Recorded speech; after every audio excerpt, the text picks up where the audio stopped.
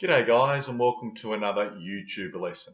Today we're going to take a look at the role of marketing.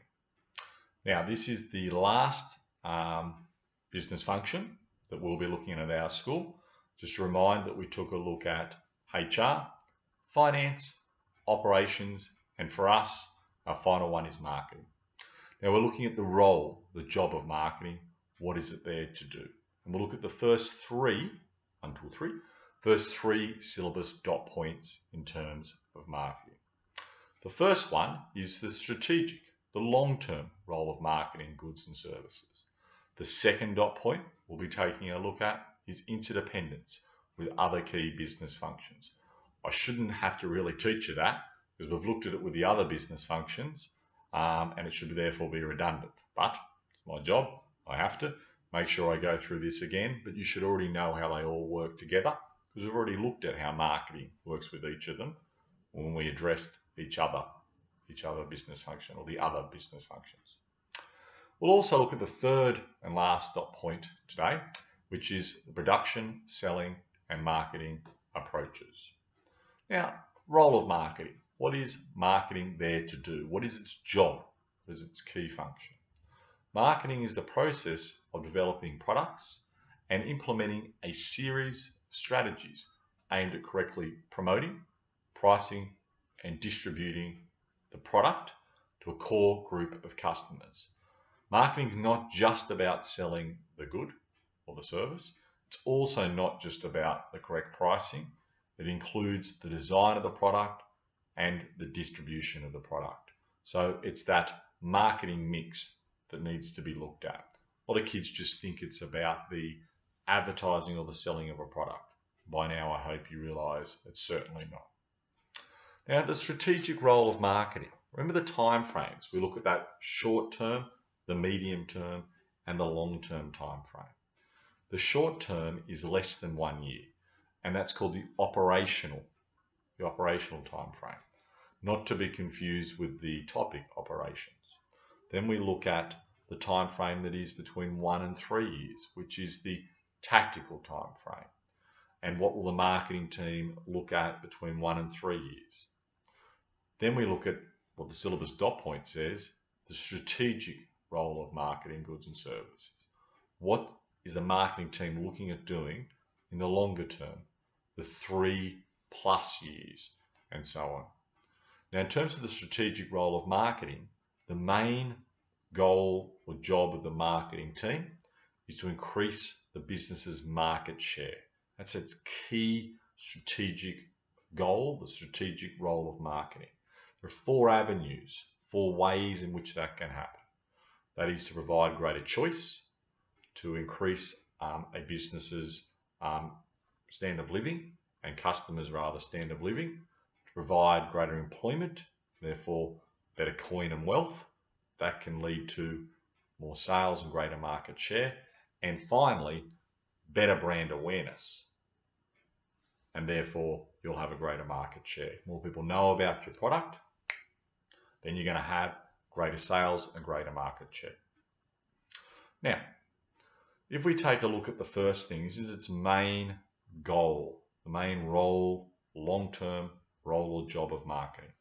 It's market share. And what does that refer to? What's it about? Market share refers to the percentage of total sales a business has compared with its competitors in a particular market. The purpose of attempting to increase the market share of a business is to increase the business's sales and profitability. Greater market share means greater sales, and it means greater level of profits. Right, now achieving this business allows the business to become stronger and customers better aware within that business's marketplace. As I said before, it is the main long-term goal of marketing. Now, how can this occur? How can we increase a business's market share? Firstly, through choice. In order to increase market share, a business must distinguish its products from that of its competitors.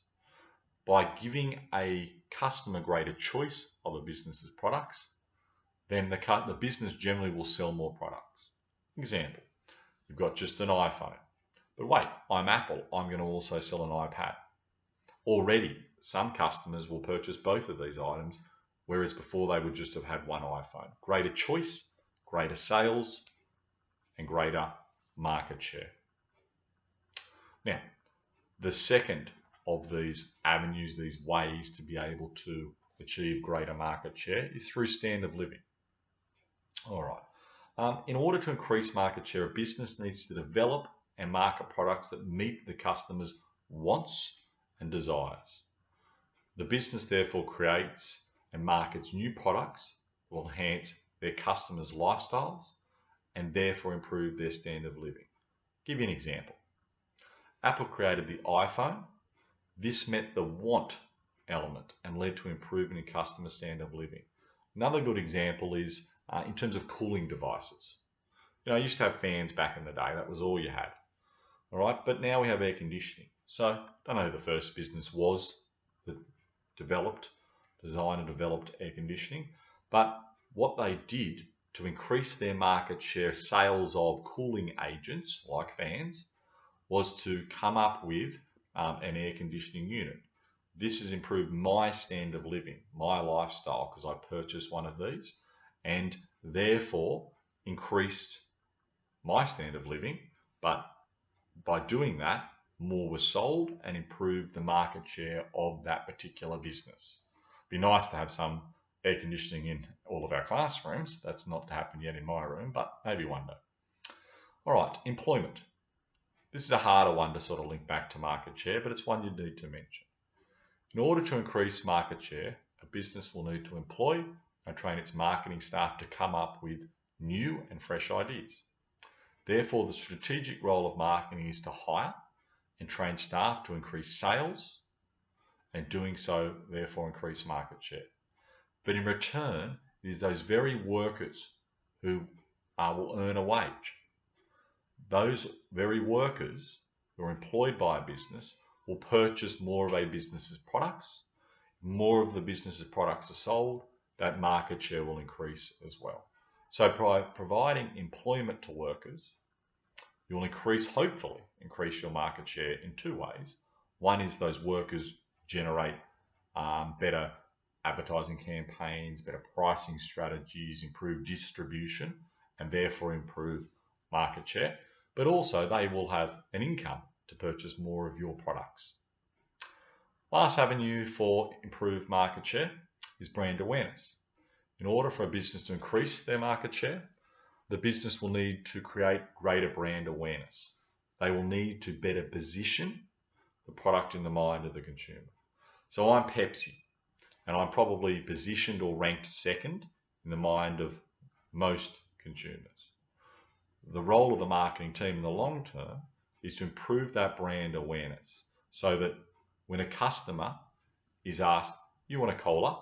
Okay, sir, ma'am, what brand are you after? For the majority, they'll say Pepsi. That's improved brand awareness. And if they can do that, they'll improve their sales, hopefully at the expense of Coke, for Pepsi's sake, and therefore their market share is improved as well. All right, that's all about that role or that strategic role of marketing. Market to maintain and grow market share. The second of the dot points looked at today is interdependence with other key business functions. Questions to you to check that you've been listening. How many business functions are there? If you said 4, well done. You don't have to drop business studies. What are those business functions? You tell me. If you said finance, HR, operations, and marketing, very good job. Now you need to be able to, you yourself, not the teacher, you need to be able to make sure that you can say how they are reliant upon each other, how they need each other to survive. So I'm going to go through some examples now, but make sure you yourself can check with your mate that you both understand how marketing needs finance, finance needs marketing, how operations needs marketing, and vice versa. Right, marketing requires HR. That's the workers in order to work, as it is the people that are there marketing and creating these advertising campaigns. Without good quality, well-trained HR workers, then you're not going to be able to create a product. You're not going to be able to effectively price a product, to be able to distribute a product, or to be able to promote a product, if I didn't already say. So HR is vital for marketing to be able to work. Marketing is extremely reliant upon HR. Now, what about operations? Marketing requires operations because it needs to talk to operations in relation to the design of its new product. We'll look at this in a second, but under the marketing approach, as opposed to the selling approach, marketing liaises with, talks to operations and informs them of what they would like to do with their next product range. You know, if they come up with some crazy, stupid idea, if marketing do, that operations in no way can create, then it's not going to be very effective. So they tell operations what they want to see happen with their latest iPhone or whatever it may well be, and operation discuss about what pricing would likely be the outcome, and whether they can in fact actually do what marketing would like given the current technological advances that they have at their disposal. All right, what about finance? Marketing doesn't need finance, does it? Of course it does. Marketing requires finance, a whole range of reasons, but a key one. Marketing need to be able to design a marketing campaign. It's very labor intensive, lots of workers. They need to be able to pay for advertising spaces, all right? And they need to be able to get money from finance to be able to do all of these things. In return, the marketing department, hopefully, will generate greater sales and income, which goes into an income statement for finance. And hopefully marketing will generate greater profitability, which is one of finance's key financial objectives. Almost done. The last of the syllabus dot points today is the different approaches to marketing. We have the initial production approach, then the selling approach in the 50s, 60s, 70s, and then we've moved on in the new millennium to the marketing approaches. What's the production approach? It is a 1920s marketing technique. It relied solely on a business producing a good quality product with limited or no competition. So it was high quality, lots of demand, and there was limited supply. Consumers brought the product because their parents and grandparents had probably brought the similar product when they were, alive, and the quality product was what sold itself. But in the 50s and 60s, time moved on. Businesses realized that if they could sell a product to the masses, then they would be able to increase its sales, especially against some competitors. So as competition in the marketplace increased in these 50s and 60s, businesses realized that just producing a sound quality product would no longer really cut it. And therefore, the production approach, as it was, is kind of dead. Now, in terms of the selling approach, this is about a business first creating a product, and then once the product's already been made, and it might have been created years ago, decades ago, then they come up with a clever way to sell the product to its consumers. Often advertising and mass marketing were the way in which these things were done. There's not much customization under the selling approach, which is where it differs from mass marketing, and the product itself is made before any real thought in how it will be marketed to the consumers. That's an afterthought. Now, in the new millennium, they've come up with this marketing approach. What's that? It's the final approach, and it flips marketing on its head. And it's about trying to find out what individual customers want and customizing a product as much as possible to meet those specific requirements. It's about developing relationships, ongoing, hopefully lifelong relationships with your customers. As I said, customizing products where possible to those customers' needs.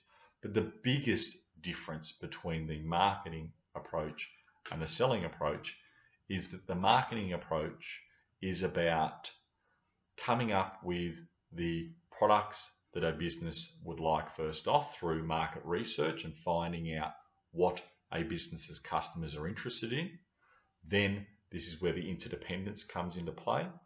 A business will liaise with operations and get them to create a product. The other way around is the selling approach, where a product's made and then as an afterthought, it's marketed or sold. So what's called the selling approach, sold to the customers. With the marketing approach, think customization, a newer method, and you have where the customers are surveyed and what their wants and needs are is used to tell operations how they should create the product. All right, guys, thank you for listening and see you next time.